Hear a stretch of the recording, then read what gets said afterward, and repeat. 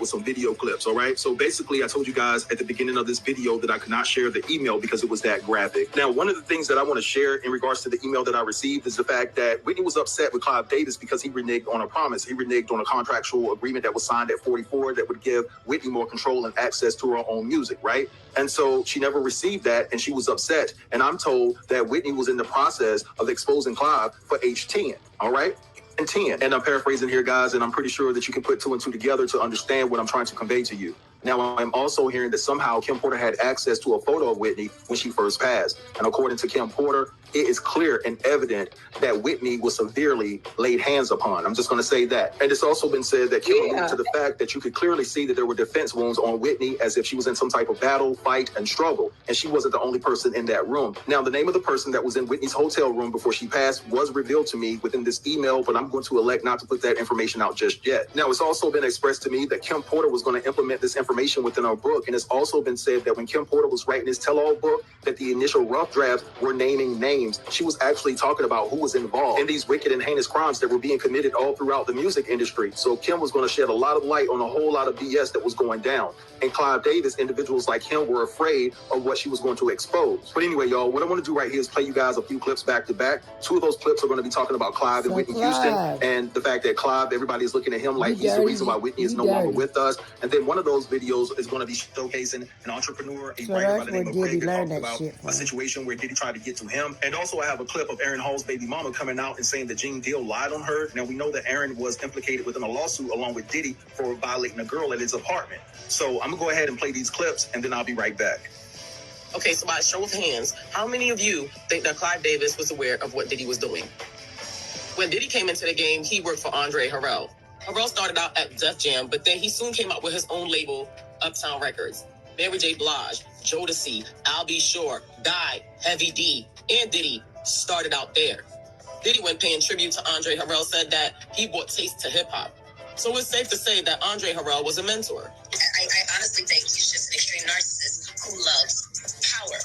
He loves the ability to manipulate and control people. Why? Most likely because he was victimized by his mentor. So I pose this question. Did Andre Harrell have enough power for Diddy? How did he meet Clive Davis? Meeting Puffy, he played me Great back. He played me Biggie. He had 4 cuts of Biggie at the time. And his vision and attraction to me was, we were, even though a relatively new label, Arista Records, we were a top 40 powerhouse. And it was his vision that hip-hop could go top 40, where the big economic payoff was. And I must say, he convinced me of it, and we followed his dream together and accomplished just that with his from him and Mace and Biggie left and right. You talk about in this book, it's amazing how in the 90s there was this tumultuous time in hip-hop where you had the death of Biggie, then had the death of Tupac. There was a rapper named Shine who was arrested. Even Puff Daddy himself got into a little bit of a scuffle with the record executive you mentioned in the book.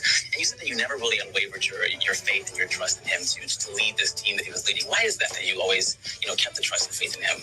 Puffy loved music. We had a very open, honest relationship with each other, and his vision and our strength and ability and being able to fulfill someone else's vision was working like a charm. Music and entertainment traffic. I was influenced by Clive Davis. Now, rumor has it, allegedly, Diddy got on his knees for Clive Davis in 1994. I remember in a video, Jaguar Wright said that the labels knew what R. was doing, but because R. was making them millions and millions of dollars, they turned a blind eye.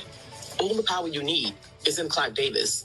Clive Davis's net worth is $850 million. So for years, it's been rumored that Clive has had his hands involved in the untimely passing of the late, great Whitney Houston. I cannot confirm and I cannot deny these allegations. There's even rumors that he assisted Diddy with Kim Porter's untimely passing. And of course, that is just speculation as well. I just find it so hard to believe that a man that believed in another man's vision wasn't involved in his day-to-day to know what he was and wasn't doing. So y'all remember how I said that people were not done exposing Diddy and how we were going to be finding out a lot of more shady stuff that he has done? Well, I was right on that because some more horrible things about him have come to light. The streets are now saying that Diddy knows way too much about Whitney Houston because he allegedly helped Clive Davis cover up the murder. Fans have been pointing fingers at Clive for Whitney's murder for years, and it looks like this case is about to blow wide open. So let's break this drama down. Okay, so when Diddy decided to settle Cassie's lawsuit after only one day, it was clear that he had way bigger secrets to hide than his SA and DV that he put Cassie through. And now new reports suggest that he was probably trying to hide the fact that he literally helped to cover up, and not just any, but the the Whitney Houston. And if you're wondering why he would have a reason to take out Whitney, he didn't. Instead, he was covering up for someone, and that person is none other than Clive Davis. Clive was the one who discovered Whitney and helped make her a star. But according to insiders, they eventually fell out after some time, and Whitney was trying to get out of his control. However, Clive was not about to let her go so easily. Not only was he making millions of dollars off her, but they had been friends for a long time, and she knew a lot of his secrets. And rumor has it that he was scared that she was going to expose him and his secrets. And you know how they say in the industry that an artist is worth more dead than alive. So the circumstances of her death have always been very suspicious. And there have been rumors that it wasn't a drowning, like the coroner's report stated. First off, there were reports that Whitney was displaying erratic behavior in the days leading up to her death. And get this, news reports had it that she started behaving erratically after she met with Clive Davis when he was preparing for his pre-Grammy party. According to sources, after she left Clive, she appeared disheveled and disoriented with what looked like sweat running down her face and blood dripping down her leg. 2 days after this, she was found unconscious in the bathtub and she passed away. Her death was tragic and sent shockwaves throughout the industry. Well, some men